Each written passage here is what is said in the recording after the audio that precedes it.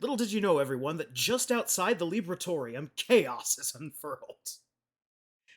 While you've been learning about Dungeons and Dragons, we've been preparing for a mighty siege here in Sound Goblin Gaming. Oh, we just said the rules for that. I am your new host, Chapter Master Krampus. I'm Acolyte Shiv. I'm Hunter Green. And I'm Inquisitor Vincent. He's just Vincent. He's here. Okay, so, Chaos Gate Daemonhunters. There was an old game in 1998 called Chaos Gate. It was Ultramarines versus the Word Bearers. It basically looked like XCOM. Nothing happened after that. Was received very well by the gaming community, but just no sequel was ever made, partially because SSI folded like a wet towel. And now, like, I want to say it was 3 years ago that this launched. Thereabouts, yeah. Sounds right. So 3 years ago, they revived it and made it a game about the Grey Knights fighting the Death Guard. All right. So you've said that this is effectively XCOM. Does it also have a guaranteed miss on a 99% hit rate? You know, I wouldn't be surprised. Yeah. So one little thing, you might want to turn yourself up in OBS if you can. I cannot turn myself up because it's at the maximum. Got to affect the gain on the microphone. How's this? Is this any better? Am I talking? Talking about Death Guard. Look at that guy. White Road really. Terminator. Well, we're going to take the other option then. We're going to turn down game audio. Okay. Now, how's that?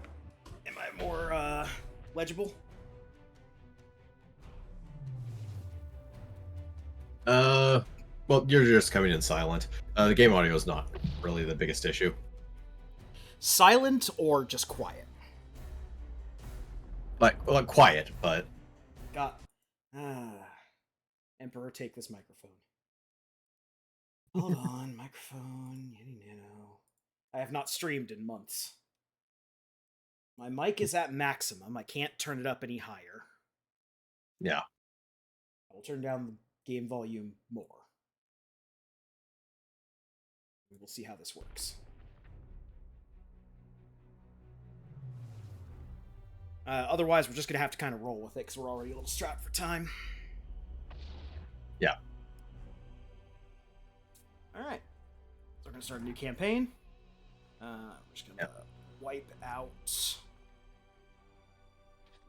this campaign.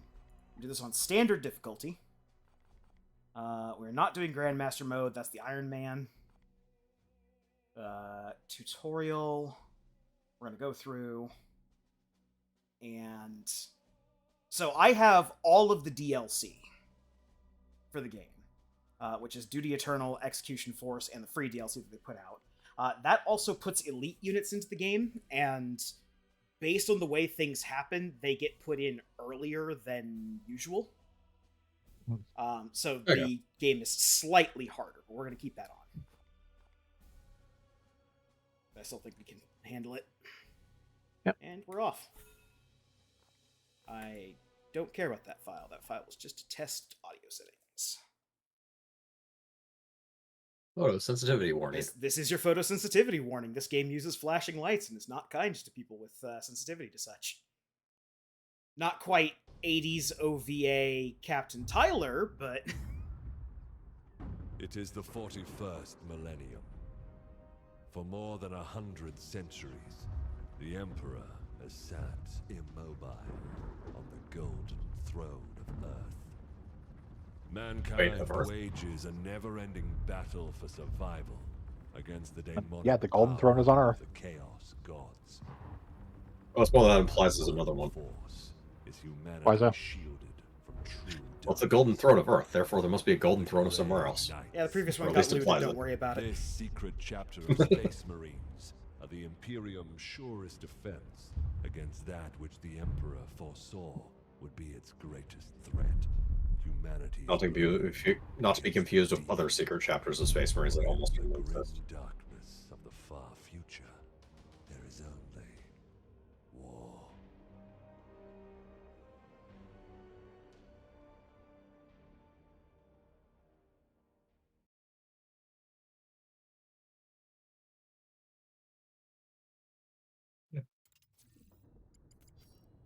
Also, me and Shiv at various points can regale you with various 40k lore. Yeah. Just because.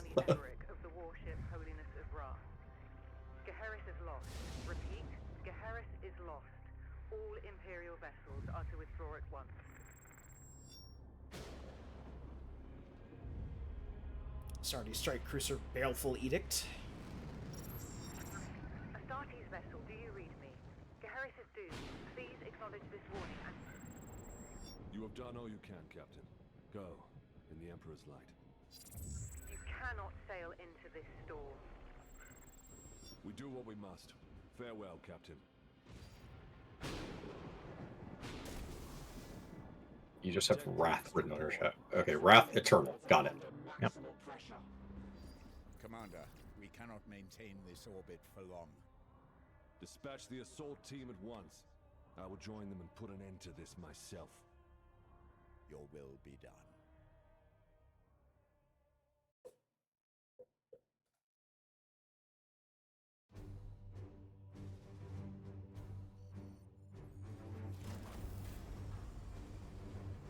The assault team is engaged, Commander. They clear a path for your arrival.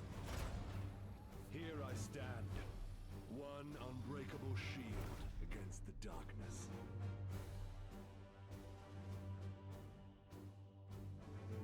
Tonight the Cadium falls, Hector.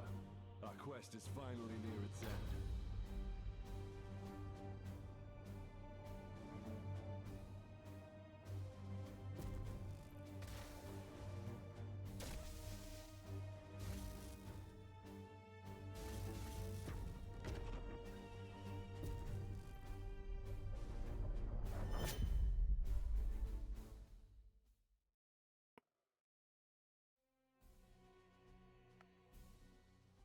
Alright, and with that, we are loading into our first mission. A preset tutorial mission, unlike the rest of the game. Yeah.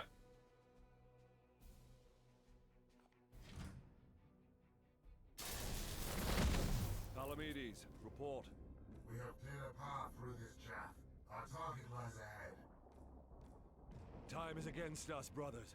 We breach the cathedral.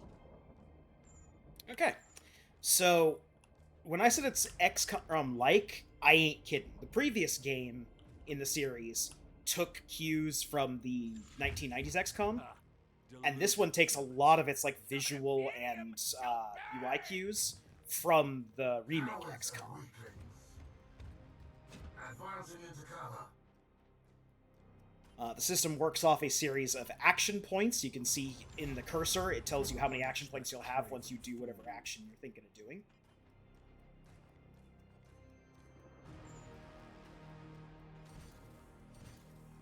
These are cultists. They die quick. That's about all you can say about them. Oh. And to Yeah. answer the question of will you miss an attack with a 99% hit rate? No, because you don't actually have hit rates. Yep. You see exactly how much damage you will do to targets when you fire at them. Yeah, that is one of the nice things. Having cover basically gives you armor effectively. So RNG for hit rate has never really sat well with me in a lot of games. Because it always feels like you will miss at a critical moment where you needed to hit. Or the vice versa of, oh, their hit rate on me is only 5%. But no matter how many times I do that procedure, they hit me 100% of the damn time. Never liked it. Yes, Commander. Much like my general dislike for digital version of card games. now there is something very important about the AP system for this game. You always want to try and combine actions whenever possible. When I was targeting this dude for a melee attack, if I had moved first and then tried to attack, that would have been an extra AP. But because I clicked him directly, he moved and then attacked. for the same AP cost. This doesn't Ah. always come into play, but for like attacks and for other like targeted abilities, it can often make a difference. All of our people also just have the ability to put up psychic shields. The Grey... I guess suppose we should talk about who exactly the Grey Knights are? They're a perfectly normal Space Marine chapter, and there's nothing special about them. No part of that is true. So, everybody, like, whether through modern games and everything, is already pretty familiar with the Space Marine. Big guys who are built like walking tanks, wearing big fancy shoulder plates, and can rip a human in half like those Dare guys can rip a phone book in half with the power of Jesus. Time stands against us. I will breach the cathedral. So, well, that Yeah, guy's fucked. so- Goodbye.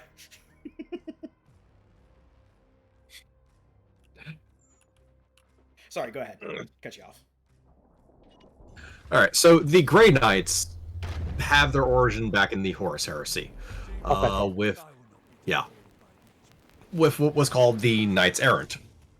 Basically, Malcador, the Sigilite, being kind of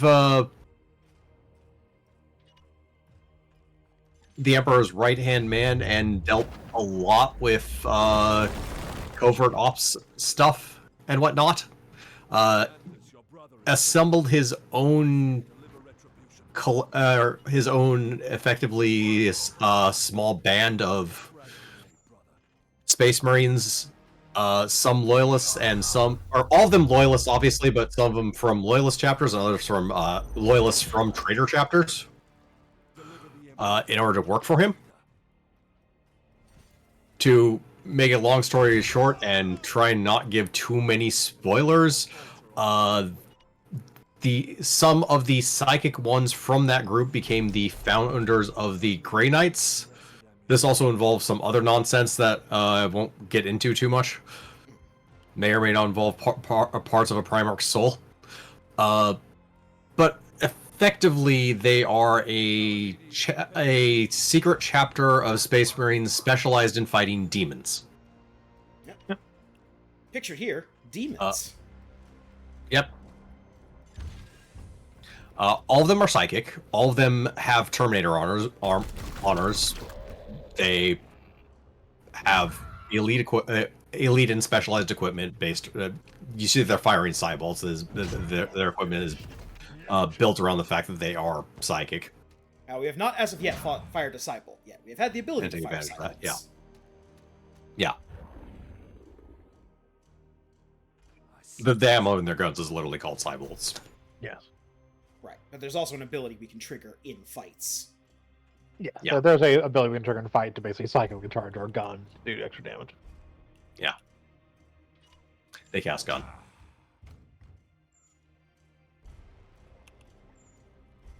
But yeah, every single Grey Knight technically has a suit of Terminator armor. They don't always wear it, but they all have a suit. They Here, are a psychic attack. Yeah.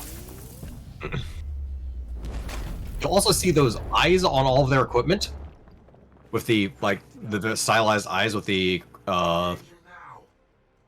lines through them. That is the symbol of the Inquisition.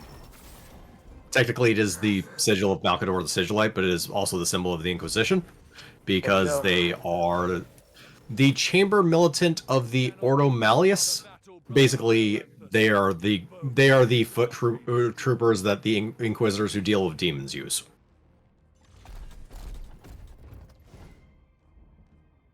And I think that's the basics. Yeah, basically. Yeah. So this is the special thing. If your unit crits, not only do you get extra damage, but you also get the ability to choose a thing. This tutorial railroads is pretty hard, so we have to choose the +2 stun, but we can also afflict them with enrage. We can disable their melee weapons, so they just fight with their hands and do reduced damage. What abilities or what things you can do on a crit are affected by what enemy you're fighting, and by what abilities the Grey Knight in question has. Because certain things will only pop up Okay. have a certain feat. Also, if you are stunned, any attack against you becomes a crit. And one of the crit things you can do is just execute them, which not only kills the unit, but also gives you gives AP back. people AP back. Okay. Properly cycling crits is an important thing for later in this game. Uh-huh. Now, psychic powers are not without a cost, as they often are in Warhammer games. There is no cost right now, Yeah, we don't have that yet. We'll get to the cost. but from a certain point onward, we will have to be judicious with our use of psychic powers. Yeah, we have a limited pool of willpower points on each character, which they can use for fueling that stuff. Seen down here. But it says, as you can see there, we moused over it. Spending willpower points will increase the warp surge meter, which is basically as missions progress, the warp siege meter will go up at a regular interval. Basically, every round it'll go up by a certain amount. And as we use powers, in addition to whatever power effect they have, it'll also increase the warp siege or warp surge meter by a bit. When the meter caps out, warp surges happen, which can do various things like spawn enemies or debuff us or provide buffs for enemies. One of the tutorial... And there's also a certain level of warp surge where you basically just get forced out of the mission. Yep. Hmm. Also, one of the things that came up Effectively, a thing to keep you moving, so you can't just take forever. There's a breach in the wall ahead. One of the other things that just came up is if a unit gets downed, you can revive them using a healing ability. However, they are at half health maximum for the mission. Ah. They will also probably need a long time in the med bay.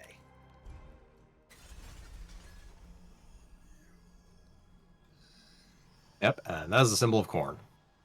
It is, which is appropriate because we've been fighting corn demons. Yep. Ah, corn. When life gives you lemons, blood for the blood god.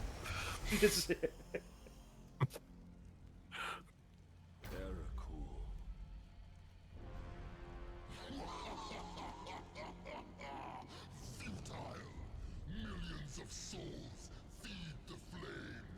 The threshold is passed. The warp emerges. Your cult is broken. Your ritual is ended. Relish this breath, for it is your last.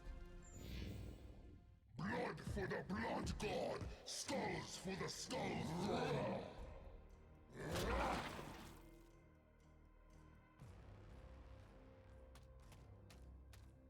Blood for the blood god, skulls for the skull throne is copyright corn. To my side, Iolanthus. Yep. And,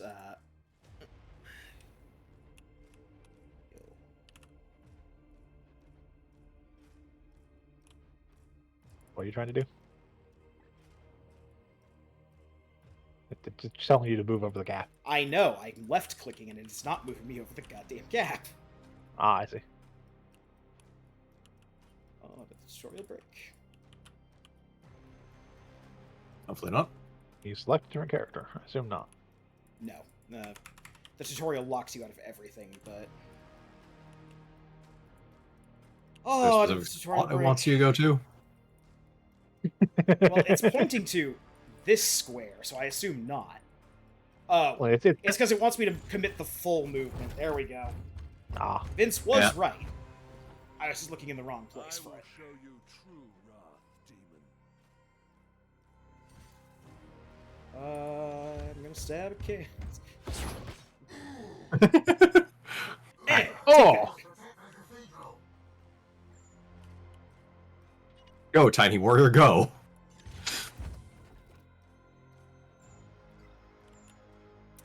So Overwatch will expend all the ammo that is remaining in a weapon as long as units move through it. It will only expend one shot per enemy.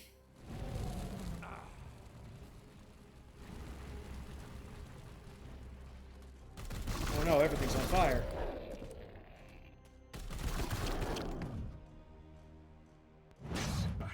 Yeah, reloading is an actual action you have to take on your turn. Yep.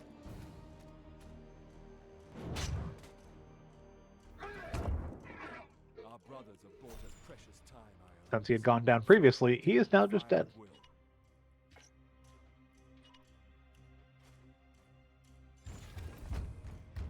Waypoint stomps reset, very important when the floor is on fire.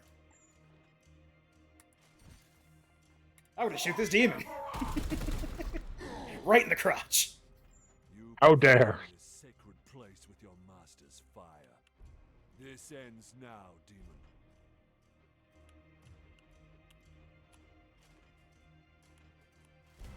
And...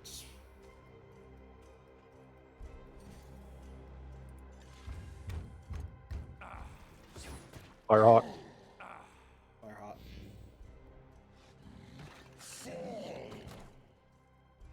This whole thing is largely cutscene. Yeah.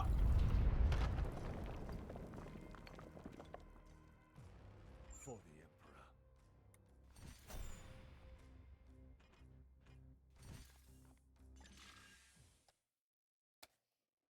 As evidenced by the final attack, is just...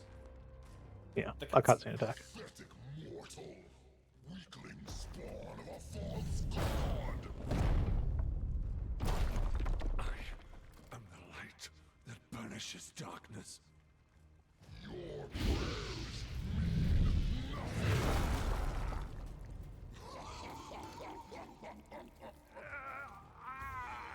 I am the hammer! The hammer is... my... You have beaten me for now, little knight. But the war I fight is eternal. I'm not owned! I'm not owned! In the grand scheme of things, he is in fact not owned. Yeah, he's still around. Yeah, you don't really kill demons. You mostly just send them back to the warp. Analysis. Warp signatures. Yes. It is very hard to kill demons unless you are the Emperor himself. Or have a flaming sword. Where is that report? The Emperor's flaming sword. Yes. Report. Where is the commander? Taking a nap. Champion's death. Blade on blade against the powers blasphemy.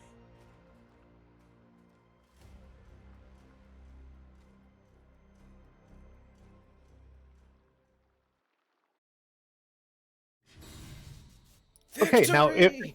were any of you fans of like corn demons? Did you like seeing corn demons in this game? Too bad. That's all you're gonna see. They have modeled Bloodthirster and Bloodletters for the tutorial mission, and that's it. So yeah, Grey Knights have resilience. Resilience is the number of times they can get critical wounds over the course of the campaign. If they fill up their resilience, they die, and their remains are returned to Titan. Yep. Titan is the Grey Knight homeworld. Moon, technically, but yeah. Yeah, the moon of Jupiter. Yeah. Normal Space Marine chapters recruit from whatever their home planet is, or if they're fleet-based, they don't know, they just grab people. Grey Knights are different in the sense that the Psychers that are sent to Terra in order to be midnight snacks for the Emperor. Blended into a slurry to fed into a throne. So the ones with more potential gets the ones with the some of the ones with the most potential will get instead sent off to the Grey Knights. Alive, I think. he was ever a faithful servant to the Emperor. A true hero.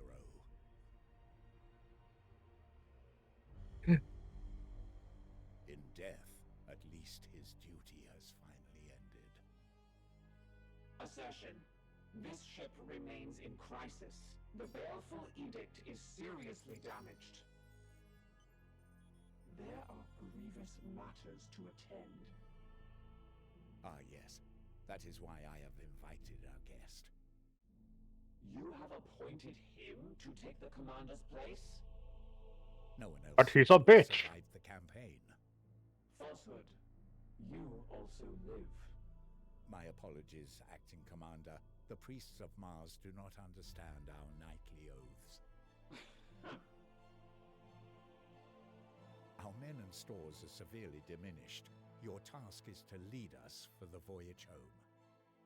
It is a simple duty, and once we return to Titan, I will put the future of your command to the chapter's Grand Masters. In the meantime, I will provide what advice I can. I will also support you with counsel and service. But remember, the Baleful Edict is my chief concern. Be careful with this ship. We sail for Titan on your word, Commander.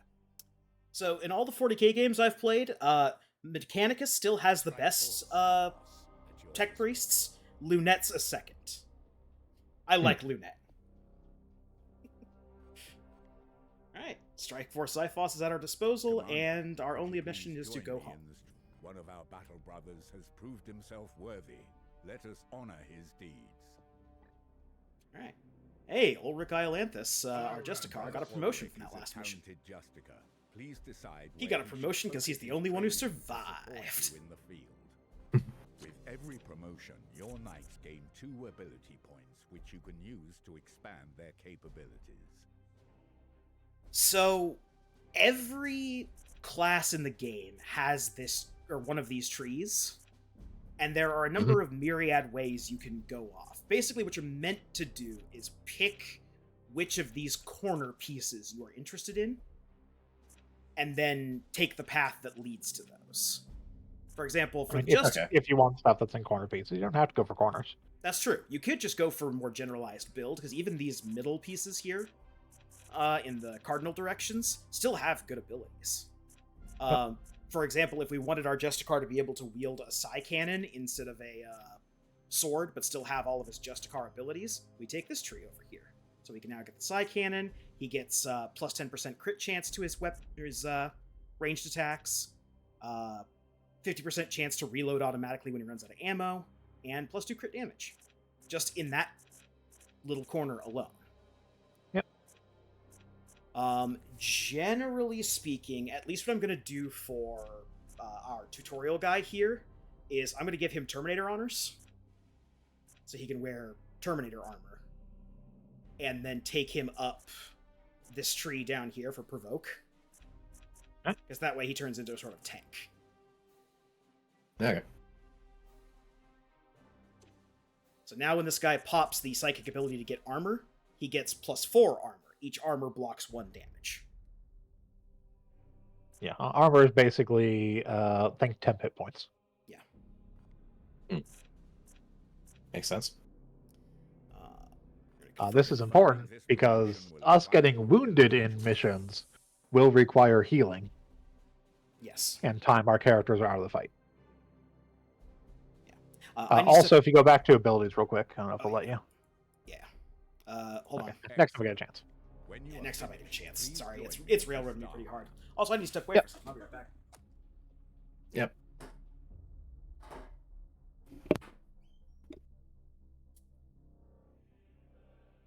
Why is he just standing there? I told him to go to the star map.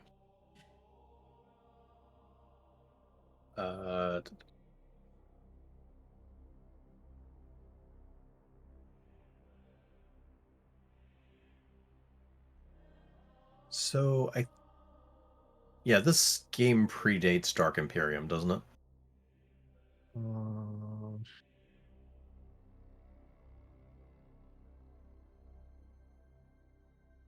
The Dark Imperium box?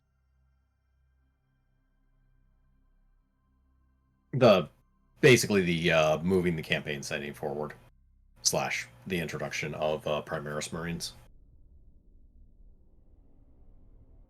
That was the Dark Imperium release. This is after that. Oh, it was actually after that? Yeah. Yeah, Daemonhunters was 2022. Dark Imperium okay, so it is in fairly 2017. recent.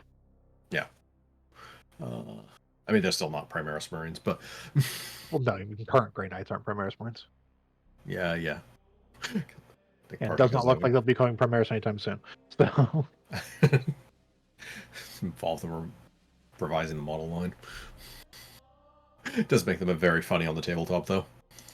yes, they are small compared to their brothers. Yeah. Brothers!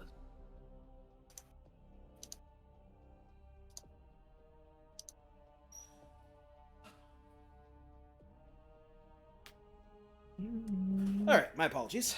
Continuing on.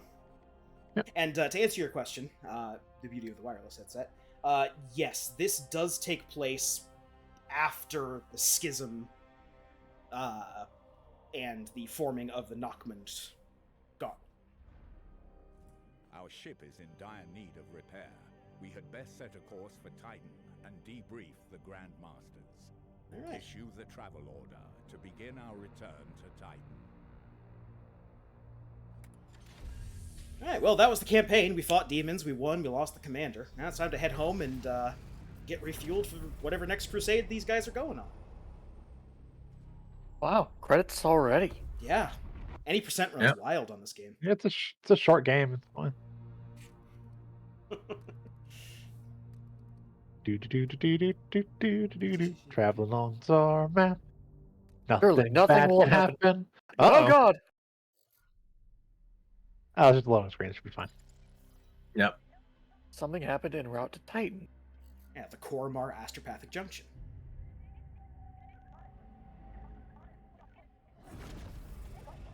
Baleful edict. In the name of the God Emperor. Dominus, who is this interloper? Code scrapings indicate an inquisitorial transmission. Baleful edict. Prepare for my arrival. Duty Woo-woo. calls, Commander. We should open a Vox link. Inquisitorial vessel. Permission granted to come aboard.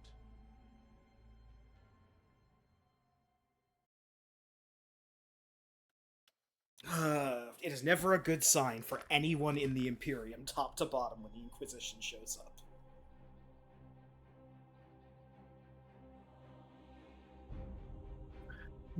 Generally no.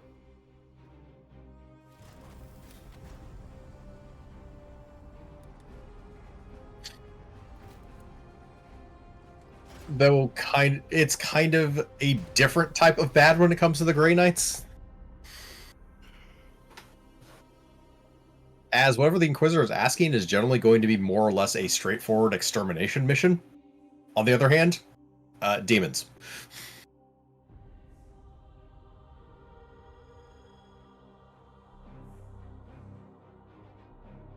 But this is not a straightforward extermination mission.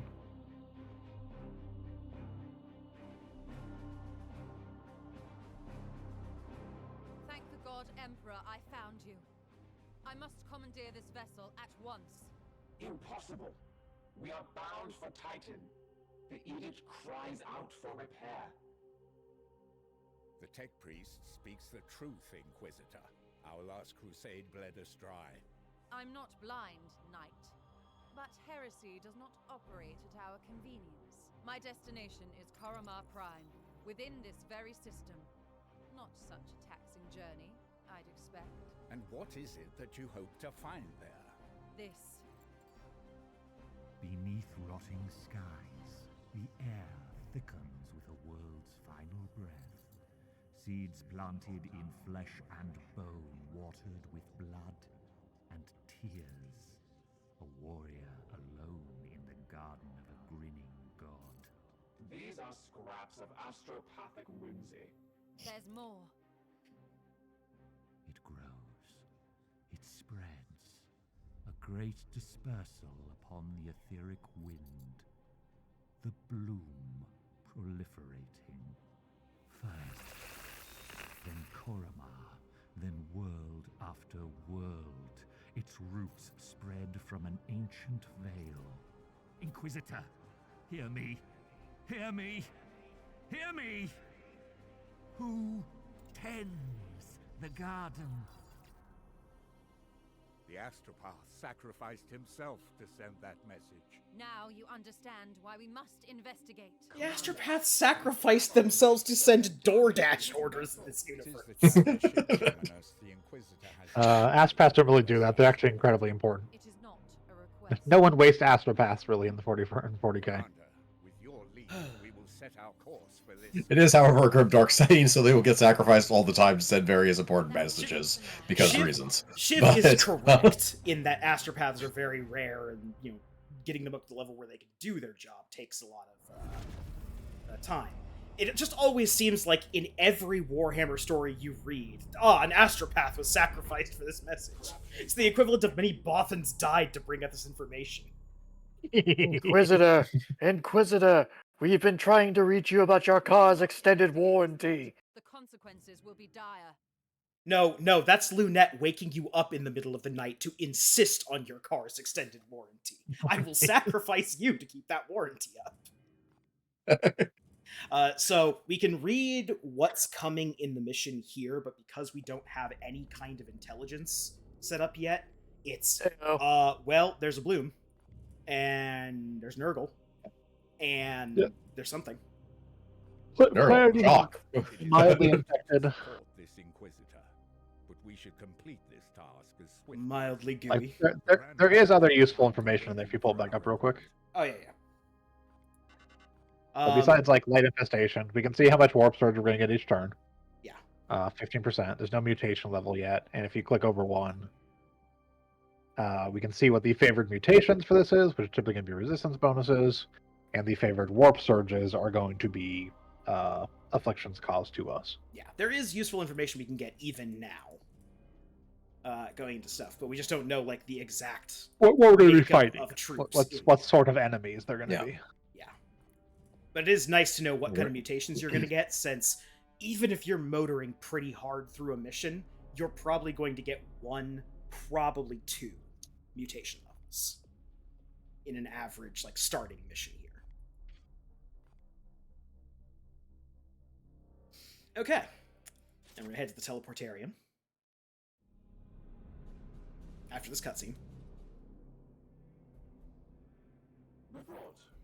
Signals from quarantine beacons detected in the upper atmosphere, but the surface itself is silent. Plague, Commander. Send your squad to the surface. Everybody in this game looks like animatronics to me. Knights of Titan, you are the instrument of the Emperor's will. Make planetfall and discover if the Inquisitor's fears are founded. You should evaluate your knight's armaments and ensure that... Yes. They make me think of World of Warcraft character designs. So I'm going to very quickly jump through the hoops they want us to jump through for the tutorial. And then we can talk about units and stuff. Okay, so now that I've jumped through all those hoops, you get pretty wide range in your loadouts. This is very similar to how it was back in the original 1998 game, where you've got bolters, you've got melee weapons, you've got gear that you can equip your guys with. To start out with, Ulrich, we spent a point to get him Terminator armor, so why not put him in Terminator armor? We also already have some fancy Terminator armor, the Mantle of Purity. Because I pre-ordered this game, we get Requisition of Man equipment, which is slightly better stuff than the starting stuff. Not enough to, like, make things super simple, but it gives you a little bit of bonuses, and then later when we do some research stuff, we can get more bonuses on the suit. Okay.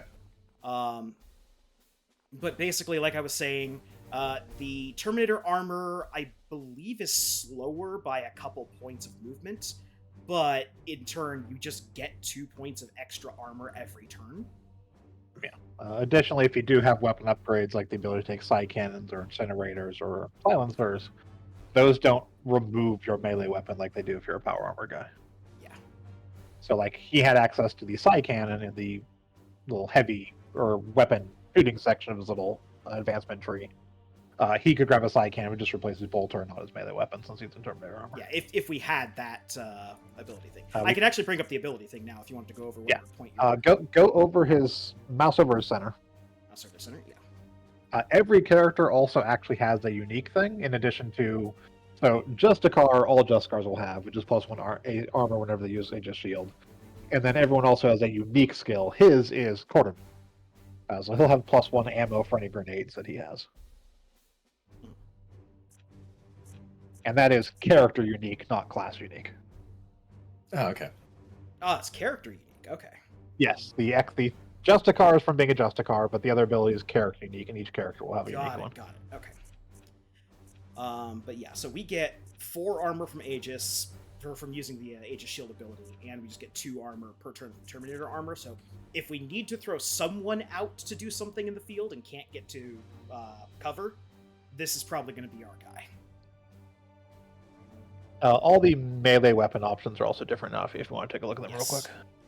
Yeah, so Force Sword is just a big-ass sword, but it has a 50% chance to cancel a melee attack once per turn.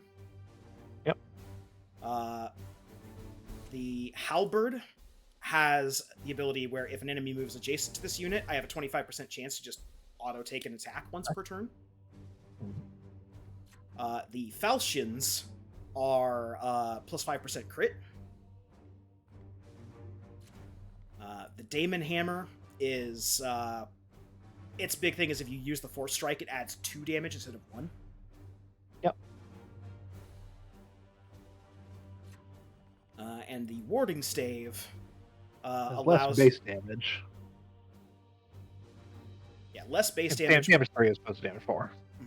But you just have a 25% chance to trigger Aegis Shield. Aegis Shield automatically. And for all these weapons, we have a couple of like special versions. So we're actually going to go and substitute out the regular one for Ektar's Reach, or Derek's Reach, which has a 5% chance to crit. We also get different ranged weapons, but unless you specialize in them, you really have to only unlock get... them in your tree. Yeah, except for one guy who we're about to go into. And then we have different equipment. We have +2 max willpower, but it takes up your item slots. Instead of having something you can use, it's just +2 max willpower. Servo Skulls have a wide variety of uses. The one we have right now is we can do a heal at range. Yeah. Okay. That one's already equipped onto someone else, but we could technically equip these. We have infinite amounts of these. Yes, we have infinite of the generic ones. Yeah. And then grenades are just grenade. 3 damage over area 2. It can be thrown up to 10 squares away. And he's at knockback. Grenades can also destroy cover, so they're useful for, like, if you get stuck in enemies, you can just blow up walls and pillars and shit they're hiding behind. Yeah. And use that as a means to get access to them. Yep. So we've already met Ulrich, who's our Terminator Justicar. And then we come over to Derek Thule, the Purgator. So his special ability thing is he gets +2 crit damage on all his ranged attacks, and can just innately equip psi cannons, silencers, and incinerators. Yeah, because it's a purgation. Yep. The tree largely focuses on either buffing one type of attack on these corners, the silencer and psi cannon respectively. There's also the ability to just do a psychic blast. Yep. Equip more grenades and give more ammo for grenades. Or mag dump. Or sorry, this is not mag dump. This is convert all of the bullets in your guns to extra damage for one night within any range. Correct. So you basically go, I have no more bullets. You have infinite or you have way more damage. For this one, you want to equip something that has a high ammo count because it's +1 damage per turn. You want to have a silencer if you're using that one, so it has the ammo pool. Yep. Where's his tree that likely increases their chance to crit? That is going to be... damage and ammo. Some maximum P, plus 1 area.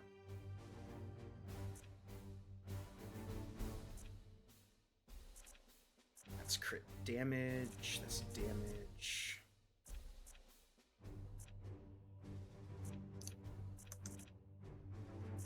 Oh, may not have a plus crit chance. He doesn't have one that's just plus crit chance, I think.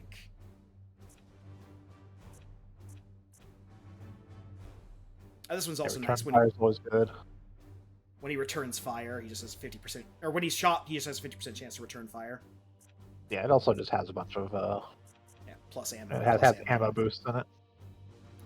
Just 2 crit damage. Yeah, I don't think he gets a +2 crit chance. Yeah, it doesn't look like his crit chance entry. He does have extra crit effects, but yeah. We also don't have any points for him, so we can't put anything in yet. Yeah. I think for this one, we are just going to leave him with the standard Psy Cannon. Now, it's just range 10, deal 5 damage. Nice we don't have a fancy Psy Cannon to give him. We do have a fancy Psy Cannon to give him. Thank you for reminding me.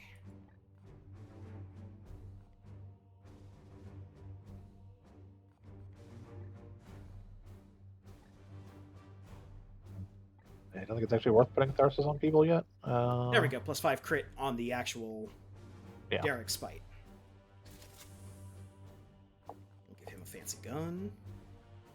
That's it. We'd also have the Silencer and the Incinerator if we want to incinerate wide ranges of stuff. It's useful for crowd control and things like that.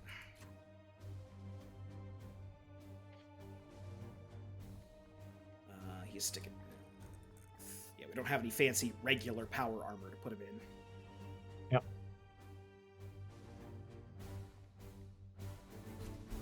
Oh, that's the other thing that the regular armor has is enhanced mobility. They can climb obstacles that are above their height. Terminators can't. Terminators gotta go around. Use stuff because they're big and heavy. And Frag Renaber's gonna keep frag grenade on that guy. Next up is Voldred Storm, our Interceptor. They are effectively the melee class. Yep. Don't shoot that sword out like Link. But he got a range boost. Yeah, that's all right. So the Interceptor's melee attacks can't be parried. So against those like bloodletters, who could parry 1 attack per turn, we can just send him in and they won't get parried. Yep. This guy can go into getting ranged weapons and stuff. The other big thing that the Interceptors can do is the Interceptors get the ability to teleport. So for 1 AP and 1 willpower, you can teleport anywhere within range 10. This is really useful for getting around Overwatches. Yep. You get behind enemies and hit them.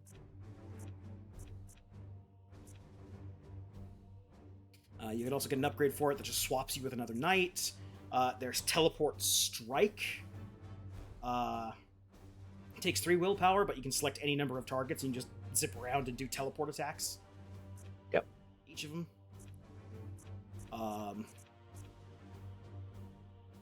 Supporting fire stuff.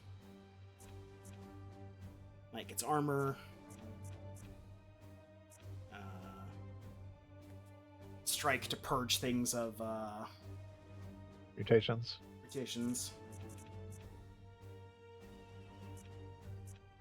And just crit machine. Yep. Along with the once per turn when you crit effect, you have a chance to get a 50% chance to get AP. Yep. So usually for this guy, generally speaking, when I start a new game, I will give him the falchions. But if Shiv, you think you want a different option on him, or just show off other weapons, we can do that as well. I mean, falchions are perfectly fine. Yeah.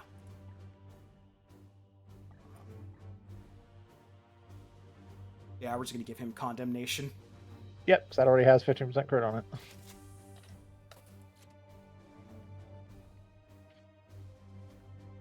Then finally, our healer, Ager Harn.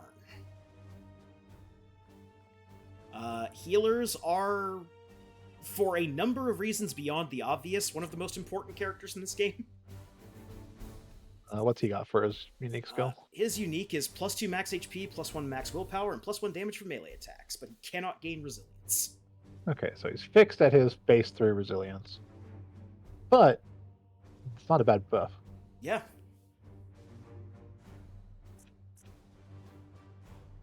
So he's able to purify. He's able to heal people both with his short-range heal and once per mission with his long-range skull. And different things give him abilities like he can equip more skulls, he can use skulls more than once. He has a psychic attack that makes people bleed. He gets the ability to give one person +1 stun for their melee attacks. Yep. He can also get Terminator honors. There is also a tree down here, which I am very partial to, which is collecting bloom seeds. We will talk about that when bloom seeds actually come up.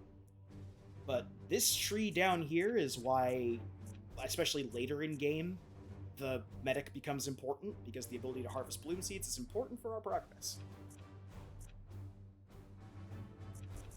And he already starts with the bleed ability, so he can... the psi bolts he shoots affects bleed. So +2 damage per turn. Yep. He also gets access to one melee weapon that nobody else gets, which is the Narthesium. Yep. Which is an arm-mounted surgical tool. That's what gives him the ability to heal. Yep. Give him +5 crit.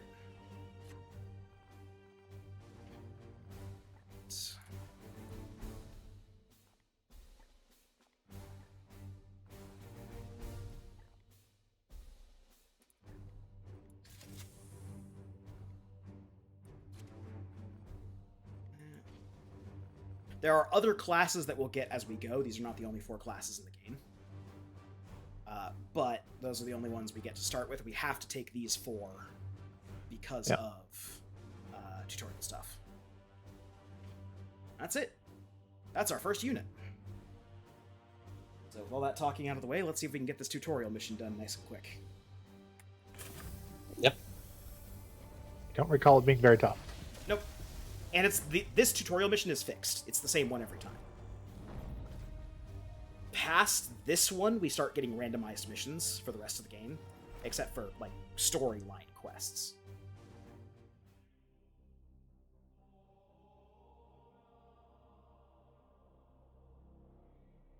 Can you spot the demon? Can you spot the man inflicted with the demon pox in this picture?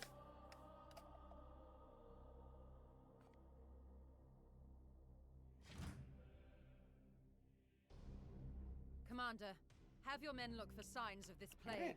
Be vigilant, brothers. Okay. So, there's a trick to how this game handles encounters.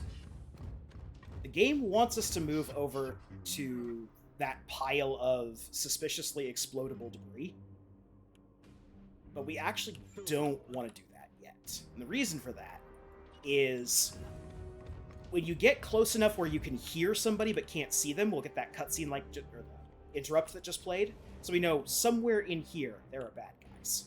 Once we actually see the bad guys, like in XCOM, the pod will activate, the pod being that particular group of units.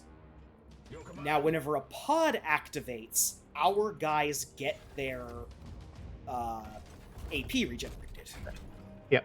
So what you want to do is you want to move up all your guys so that when you trigger the pod activating, all your guys will get a thing. Because it is possible to just activate and then have all your guys be so far away that their 3 XP or 3 AP doesn't matter. Yeah, their first run just spent moving up. Yes, Commander.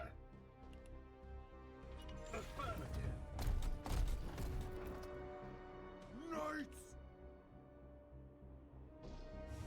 Chaos stirs within the shadows. We already hear the second pod. See one. Just wait.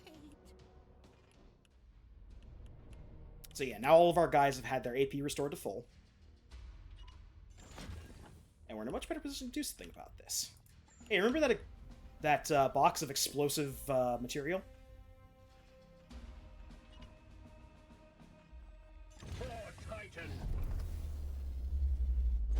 Big difference between this game and the other ones. For the most part, you don't have to worry about explosives getting rid of your collectibles. Like, in XCOM, the big thing was, oh, you can use grenades, but the grenades blow up the alien equipment and stuff. That's not a concern for us. That is not a concern in this one. We don't want chaos-tainted stuff. That'd be heretical. There is a soul exception to that rule, and it has not been introduced to us yet in the campaign. Standing ready.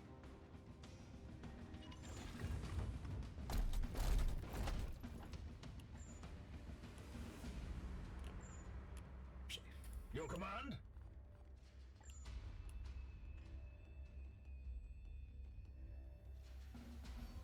We're going to use that knockback. Use that knockback on the right space here. Firing on target. Hopefully this knocks him out of cover where our guy with the gun can shoot him. Maybe? He might be too far away. Maybe. He might be too far away. But Orders.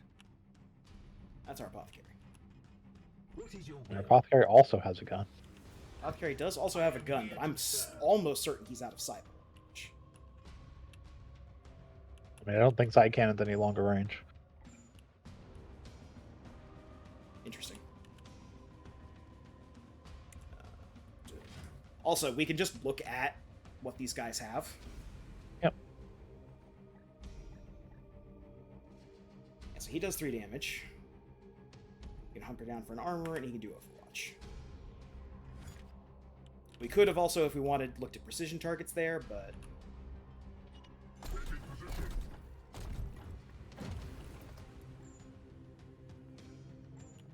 still too close. So,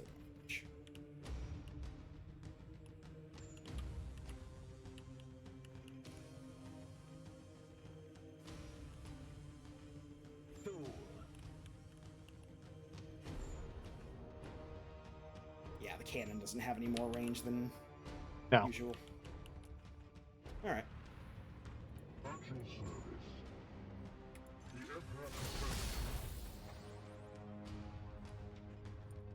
And we can enter prematurely.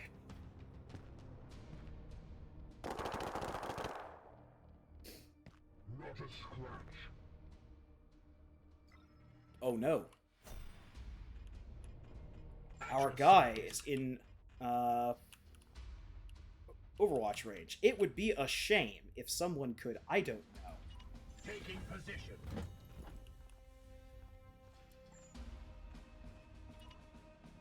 Do the nothing personnel meme. With alacrity. Hey, buddy. I'm here to talk to you about the word of the Emperor. Hey, what? Threat eliminated. All right. Pod is destroyed. We get all of our AP back, so we can immediately just remove into position. At once. What is your will?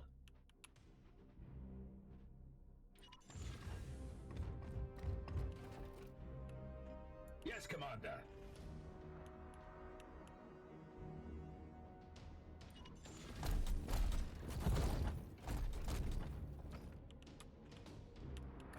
I am here to serve. Moving out. This is where we go pod fishing. Okay, we did not pod fish.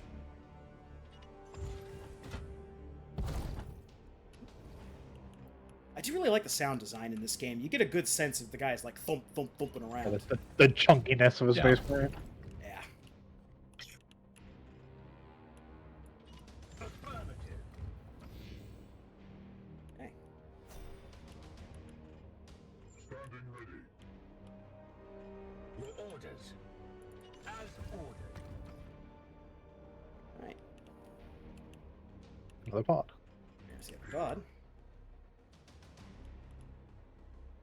That's gonna definitely trigger them, so I want to see if I can fish. This is probably also gonna trigger, but no. Oh, okay. Got that one for free.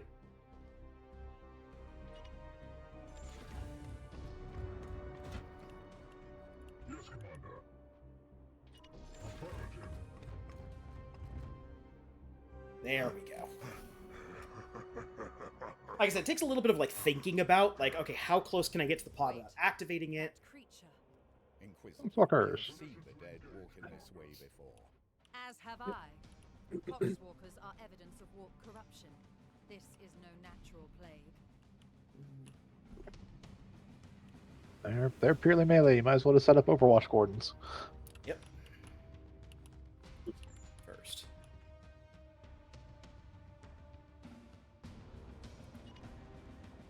As you command. Also, might as well throw this grenade. A grenade thrown is an imperial prayer left unspoken. I strike true.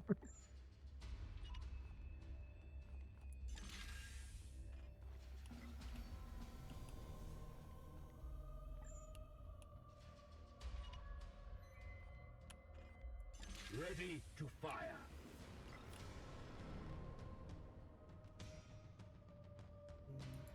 Moving out.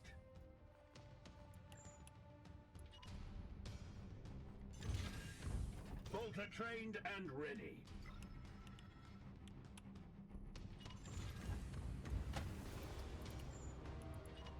Also, ammo is infinite. Securing position. Yes, Never worry essentially about, that. you know, hurling ammo down range. Only worry about the ammo that's currently in your... I will need to examine this corpse and... I will not tolerate this contamination spreading to my servitors. Do not obstruct me, tech priest. I will follow proper protocols. A satisfactory effort. Now return with my carcass so I can set to work. We will deliver them to you as soon as containment is properly confirmed. And It's just, like, Inquisitor, this is not our first rodeo. I'm not bringing this thing in here without the space Beyond this Lysol. planet, then we will have far more ground to cover. Alright. And That's that's our first easy fight. Our first Yep. easy fight, and probably the last easy fight we're gonna get. That's it. The fight where we can recklessly do things like pop Aegis just because we won't feel like it, and teleport just to kill a single cultist. Yep. That was more showing off than anything. Yes. Yeah. I remember the early game. Alright. So we got 15 servitors for that. In- Servitors are effectively a resource we use for doing ship upgrades. Yes. Okay. Corruption has not increased. We can get corruption decreases. We will cover that later. Yep. And these rewards down here are not unlocked yet. Correct. No one got. Nobody No one got enough XP for a potion.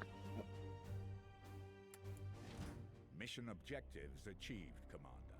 Our guest wishes to speak with you in the Libris. Lucha Libras.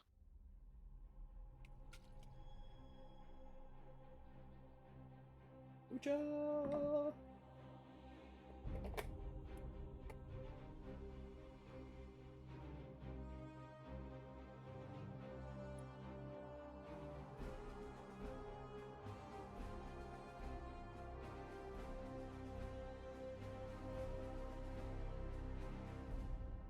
I must commend you on this impressive archive of demonic lore, Commander. It rivals some I've seen in inquisitorial fortresses. What the fuck do you think I we will do? require it as a base of operations for my studies. I respect your authority in matters of combat, but I must remain until I can ascertain some solution to this plague. I am, of course, open to recommendations on which lines of study you feel would best serve the mission. I must insist, however, on beginning my research with a necropsy of the Poxwalker carcass your brothers recovered. I am certain they hold a key to understanding this corruption.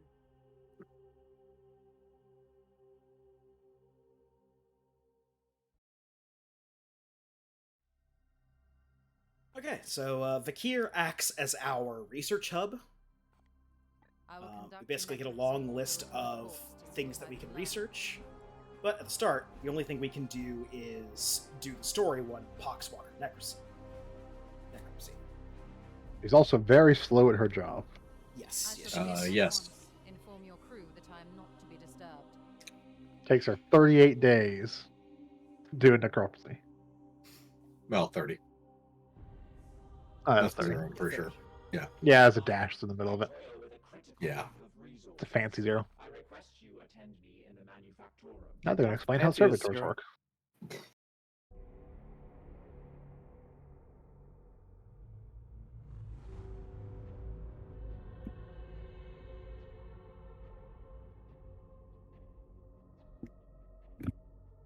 Just think, somewhere in here, a guy's strapping Tyranid parts to himself. Better not be.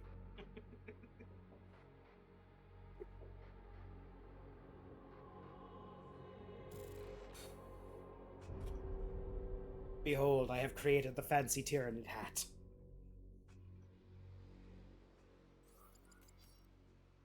My servitors have restored the manufactorum to operational use, but the edict remains severely damaged. Without access to a proper dockyard, restoration will be slow and limited by the resources we can requisition from Titan or nearby inquisitorial enclaves. As of this moment, reviving the edict's core power output takes absolute primacy. I really like her design.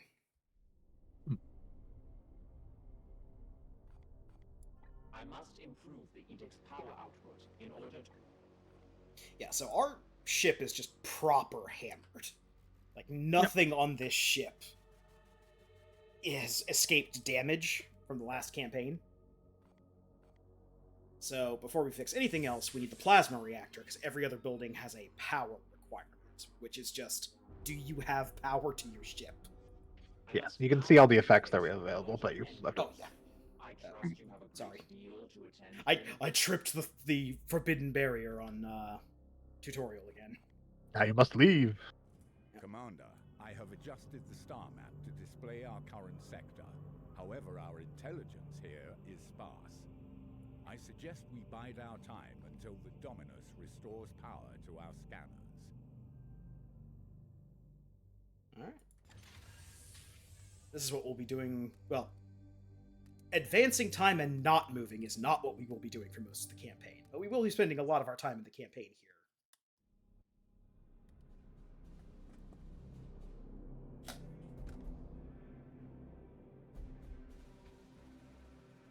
The Dominus has restored the star map to its full function. We are receiving a barrage of scanning data and astropathic scrapings from across the sector. Delicious astropathic scrapings. This plague appears to have already spread its Yum, yum, eat 'em up. far and wide. We are faced with reports of 2 infected systems. We should monitor this infestation carefully and judge where best to direct our forces while the Inquisitor pursues her answers. Failure will cost many souls. Success will also cost many souls. Well, I mean, that goes without saying. Start a new project, and now we can go back to the ship status. So down at the bottom, you can see there, we have the plasma reactor, which increases our power. Actually, no, plasma reactor gives us more servitors. Oh, no. No. Okay, there that are one is more certain power. other projects that need Yeah. improved power reactor output 1 and 2. Yeah. So they're for higher upgrades. The augmentation chamber This- gives us servitor production. Yes. Just give us a steady supply of servitors. The Libris Malice Increases our increases the research speed. speed. The warp drive gives us the ability to use the warp drive and gives us a 20% ship speed. It will also give us the option to fire up the warp drive in certain events that will pop up. We'll talk about events later.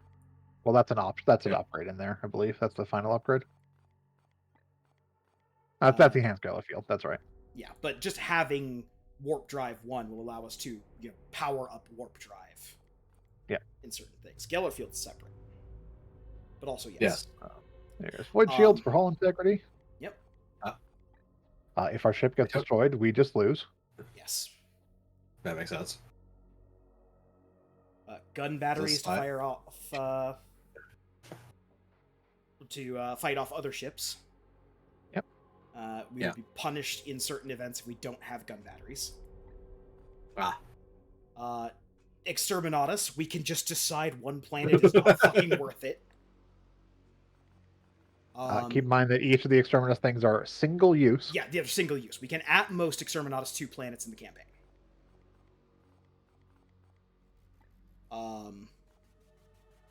This one is just basically used to heal. Yeah. Okay. Whenever we're damaged, we have to do that to heal our ship.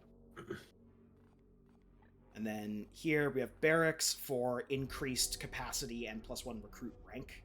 So people will come with skill points that we can put into stuff. Yep. Meditation chamber is just 50% XP for our units. Apothecarian is the ability to harvest the gene seed of anyone who's dead, and still get the reward for sending them back to Titan. Yes. Yeah, that's a couple of interesting ones. That gets an enhancement augmetics. And then just 50% wound recovery speed is the last two.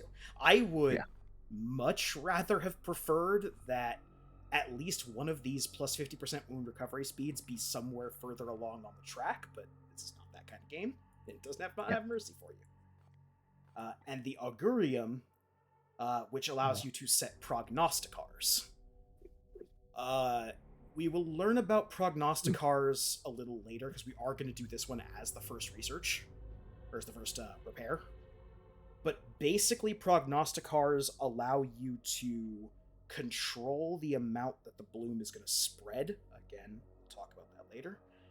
And it allows you to get to missions you normally would not have been able to get to. Proper placement of prognosticars can significantly help, and improper placement can significantly hinder your operations.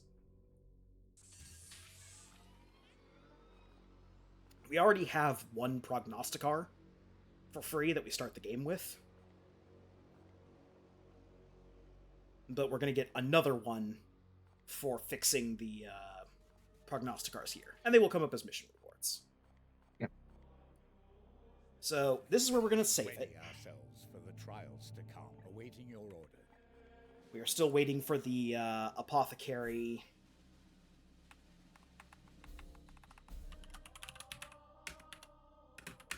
Map reveal. Sorry, I can't type in. Reveal. So, yeah, we've revealed the map for the first time. We can see what our campaign map is going to be here. And we have the research going that we need to complete, and the repairs going. So we are basically into the campaign proper. If you skipped the tutorial section, if you chose the option to skip the tutorial section, this is where you would be starting. But I wanted to show off the tutorial levels, all the story stuff, leading to here. Alright. But thank you all for joining us on our Doubleheader Sound Goblin Gaming Night. Our 2 for Thursday. Join us on Sunday when we'll be continuing with the Super Robot Wars 30 playthrough. Mm-hmm. Join us on Monday for the much more harrowing now Nuzlocke playthrough. Yeah. Yep, I finished my grinding. Yeah. And join us back here on Thursday for another look at the libraries of D&D 3.5 Ed, and then figuring out what the heck is up with this Bloom stuff. Until then, I've been Krampus. I've been Shiv. I've been Hunter Grain. And I'm Vincent. Alright. Have a good one, everyone. And remember, if you see somebody with worms coming out of them, report them to your local Inquisition. Then get prepared to be, like, I don't know, punished for jaywalking along with them. Or something. I don't know. Bye, y'all. Remember, innocence proves nothing.